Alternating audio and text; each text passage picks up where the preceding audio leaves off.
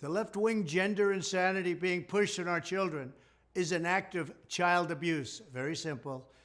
Here's my plan to stop the chemical, physical, and emotional mutilation of our youth.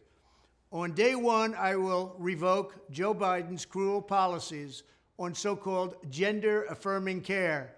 Ridiculous. A process that includes giving kids puberty blockers, mutating their physical appearance, and ultimately performing surgery on minor children. Can you believe this?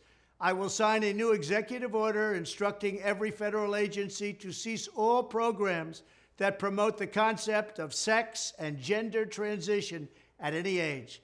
I will then ask Congress to permanently stop federal taxpayer dollars from being used to promote or pay for these procedures and pass a law prohibiting child sexual mutilation in all 50 states. It'll go very quickly.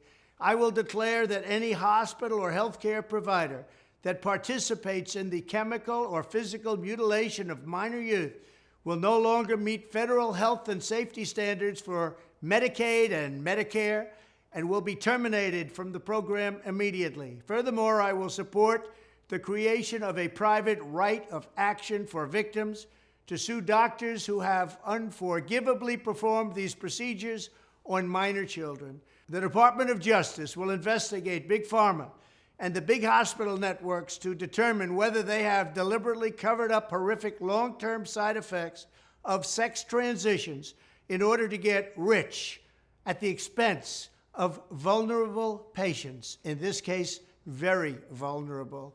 We will also investigate whether Big Pharma or others have illegally marketed hormones and puberty blockers, which are in no way licensed or approved for this use.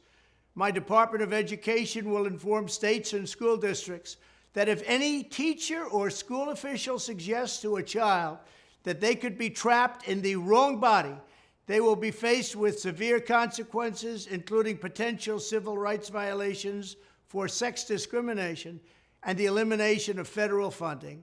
As part of our new credentialing body for teachers, we will promote positive education about the nuclear family, the roles of mothers and fathers, and celebrating rather than erasing the things that make men and women different and unique. I will ask Congress to pass a bill establishing that the only genders recognized by the United States government are male and female, and they are assigned at birth.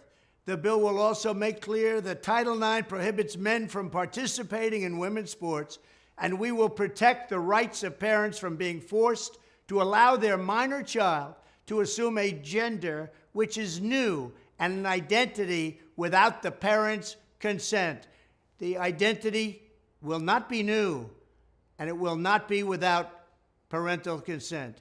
No serious country should be telling its children that they were born with the wrong gender, a concept that was never heard of in all of human history. Nobody's ever heard of this, what's happening today. It was all when the radical left invented it just a few years ago. Under my leadership, this madness will end. Thank you very much.